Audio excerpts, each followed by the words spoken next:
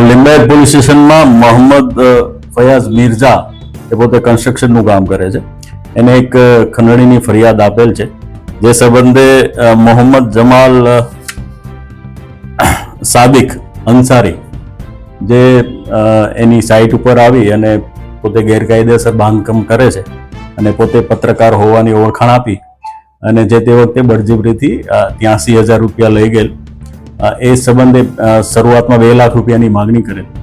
ત્યારબાદ ફરીવાર ધમકી આપી અને એની પાસેથી 15,000 રૂપિયા જીપે દ્વારા પોતાના ખાતામાં ટ્રાન્સફર કરાવેલ. જે સંબંધે ફરિયાદ આપતા પોલીસે તપાસ હાથ ધરી અને આ છે આરોપી છે એની ધરપકડ કરેલ છે. જે આ પત્રકાર હોવાનું કહે છે એ કોઈ પ્રેસ સાથે જોડાયેલો હોવાનું હાલ જણાઈ આવતું નથી. પોતે કલરની દુકાન ધરાવે છે, જે પણ બંધ થઈ ગયેલ છે, અને પોતે ભૂતકાળમાં કોંગ્રેસનો વોર્ડ પ્રમુખ હતો અને ચૂંટણી પણ લડેલો છે એવું હાલ તપાસમાં ખુલવા પામેલ છે. અને